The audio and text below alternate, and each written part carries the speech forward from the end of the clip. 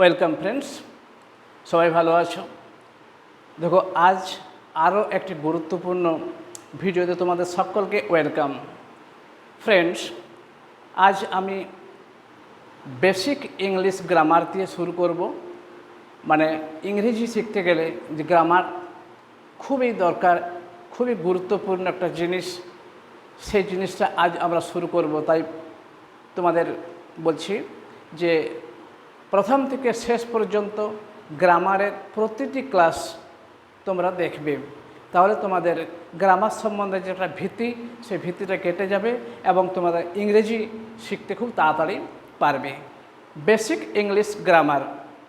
তো প্রথমে দেখো, এখানে এই যে এ বি সি ডি করে জেড পর্যন্ত যে 26টি লেটার্স আছে, তাহলে এগুলি কি বলে? লেটার্স। প্রত্যেকটি বর্ণকে বলা হয় লেটার্স, ইংরেজিতে বলা হয় লেটার্স। আমরা বাংলায় পড়েছি স্বরবর্ণ, ব্যঞ্জন বর্ণ, তেমনি এখানেও এই যে প্রত্যেকটি বর্ণ দেখতে পাচ্ছ, এদের ইংরেজিতে লেটার্স বলে। এ একটি লেটার্স, বি একটি লেটার্স, এরকম করে 26টি লেটার্স আছে।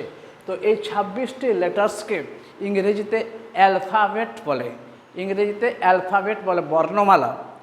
কোনো ভাষায় যতগুলি লেটার্স বা বর্ণ আছে তাদের সমষ্টিকে অ্যালফাবেট বলে। তো ইংরেজিতে এ থেকে জেড পর্যন্ত 26টি লেটার্স আছে।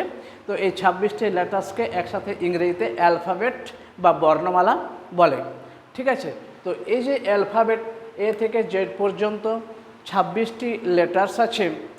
তো এই 26টি লেটার্সকে দুটো ভাগে প্রাথমিকভাবে ভাগ করা যায়। সেটা হচ্ছে কনসোনেন্ট এবং ভাওয়েল। ভাওয়েলস এবং কনসোনেন্ট। তো এই যে ভাওয়েল, দেখো এখানে এ থেকে জেড পর্যন্ত মোট 5টি ভাওয়েল আছে। 5টি ভাওয়েল আছে। কী কী দেখো, একটা হচ্ছে এ, আরেকটা হচ্ছে ই, আই, ও আর ইউ। এই 5টি ভাওয়েলস আছে। তো এই 5টি ভাওয়েলস যখন আমরা ইংরেজিতে ওয়ার্ড গঠন করব, যখন সেন্টেন্স গঠন করব, তখন আমাদের কিন্তু এই 5টি ভাওয়েল খুব দরকার। কারণ এই ভাওয়েল ছাড়া কোনো ওয়ার্ড গঠিত হবে না। বা এই যে ইংরেজি বাকি যে লেটার্সগুলি দেখছো, এই কনসোনেন্টগুলি, তো এই কনসোনেন্টগুলি কিন্তু এই ভাওয়েলগুলি ছাড়া উচ্চারণ হবে না। দেখো, তোমাদের আমি উদাহরণ দিয়ে একটু বুঝিয়ে দিচ্ছি। যেমন দেখো, যদি আমি বি উচ্চারণ করি, বি, বি, ই আসছে, তো তাহলে দেখো বি এর পরে ই আসছে, মানে একটা ভাওয়েলের উচ্চারণ আসছে। ঠিক আছে? যেমন ধরো এম, এম, এম, ঠিক আছে? তাহলে এ একটা উচ্চারণ আসছে, তাহলে এম উচ্চারণ করতে হলে এর একটা উচ্চারণ আমাদের আনতে হচ্ছে, ভাওয়েলস অবশ্যই আনতে হচ্ছে। তাহলে কি আমরা বুঝতে পারলাম যে কোনো কনসোনেন্ট এই ভাওয়েল 5টি ছাড়া উচ্চারণ হতে পারে না, যে কোনো একটি ভাওয়েল অবশ্যই প্রয়োজন। তেমনি ওয়ার্ড গঠনের ক্ষেত্রেও প্রতিটি ভাওয়েল আমাদের একান্ত দরকার। তো ভাওয়েলস কোনগুলি দেখো, ভাওয়েলস হচ্ছে এ, ই, আই, ও এবং ইউ। এই 5টি ভাওয়েলস। তো ভাওয়েলস ছাড়া কি বললাম, যে কোনো শব্দ গঠন করা যাবে না, বা কোনো কনসোনেন্টও আমরা উচ্চারণ করতে পারবো না। ঠিক আছে? যেমন দেখো এম, এ, এন, ম্যান। এম, এ, এন, এটি একটি কনসোনেন্ট, এটি একটি কনসোনেন্ট, আর এটি হচ্ছে ভাওয়েল। তো এই ভাওয়েল দিয়ে আমাদের একটি ওয়ার্ড তৈরি হয়েছে, ম্যান। ঠিক আছে? যদি আমরা এম করি, এম, এন, হয়তো টি দিয়ে দিলাম, 3টাই কনসোনেন্ট, এক্ষেত্রে কিন্তু কোনো শব্দ গঠন করা গেল না। অবশ্যই ভাওয়েল দরকার শব্দ গঠনের ক্ষেত্রে। ঠিক আছে? তো এই দুটি ছাড়াও আরও দুটি লেটার্স আছে, যে লেটার্সগুলিকে বলা হচ্ছে সেমি ভাওয়েল। কোনগুলি দেখো, ডব্লিউ এবং ওয়াই। এই ডব্লিউ এবং ওয়াই এইগুলিকে বলা হয় সেমি ভাওয়েল। সেমি ভাওয়েল এর কেন বলা হয়? অর্ধস্বর। সেমি ভাওয়েল মানে হচ্ছে অর্ধস্বর। কেন বলা হয়? তো এই যে আমরা বললাম যে ভাওয়েল ছাড়া শব্দ গঠন করা যায় না, তো কখনো কখনো দেখা যায় যে এই ডব্লিউ এবং ওয়াই দিয়েও শব্দ গঠন হয়েছে, অথচ এই 5টি ভাওয়েল নেই। তো সেক্ষেত্রে এই ডব্লিউ ওয়াই ভাওয়েল রূপে ব্যবহৃত হয়েছে। তো আমরা তাহলে কি বুঝলাম যে এই 26টি লেটার্সের মধ্যে 5টি ভাওয়েল আছে, আর 5টি বাদ দিয়ে বাকি যে 21টি, সেই 21টি হচ্ছে কনসোনেন্ট। ঠিক আছে বন্ধু? তো কনসোনেন্টের মধ্যে ডব্লিউ এবং ওয়াই কখনো কখনো সেমি ভাওয়েল রূপে ব্যবহৃত হয়।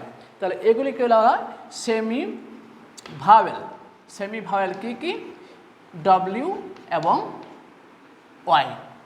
ঠিক আছে, দেখো সেমি ভাওয়েল কখন ব্যবহার করা হয়? যখন শব্দের প্রথমে বসে তখন এরা কনসোনেন্ট রূপেই থাকে, কিন্তু শব্দের মাঝে বা শেষে যদি বসে তখন এই ডব্লিউ ওয়াই ভাওয়েল রূপে ব্যবহৃত হয়, সেমি ভাওয়েল রূপে ব্যবহৃত হয়। যেমন দেখো S K Y, sky. S K Y একটি ওয়ার্ড, এই ওয়ার্ডটির উচ্চারণ হচ্ছে স্কাই, মানে আকাশ, একটি অর্থ প্রকাশ করছে, কিন্তু এখানে এ ই আই ও ইউ এই 5টি ভাওয়েলের মধ্যে একটি ভাওয়েলও নেই। সাথে এক্ষেত্রে এই যে ওয়াই, এই ওয়াইটি ভাওয়েল রূপে ব্যবহৃত হয়েছে, এখানে সেমি ভাওয়েল রূপে ব্যবহৃত হয়েছে। দেখো, ঠিক আছে? তো এই সেমি ভাওয়েল আবার কখনো কখনো শব্দের মাঝেও ব্যবহার করা হয়। দেখো আর একটা ওয়ার্ড দিচ্ছি, সি ও ডাব্লিউ। এক্ষেত্রে কিন্তু একটি ভাওয়েল যদিও আছে, এক্ষেত্রে এই ডব্লিউটি কিন্তু সেমি ভাওয়েল। ঠিক আছে, শব্দের শেষে যদি বসে এবং শব্দের মাঝখানে যদি বসে ডব্লিউ এবং ওয়াই, সেগুলো সেমি ভাওয়েল রূপে ব্যবহার করা হয়। আবার দেখো টি ও ডাব্লিউ এন, এখানে ডব্লিউটি শব্দের মাঝে বসেছে, এখানে ডব্লিউ সেমি ভাওয়েল রূপে ব্যবহৃত হয়েছে।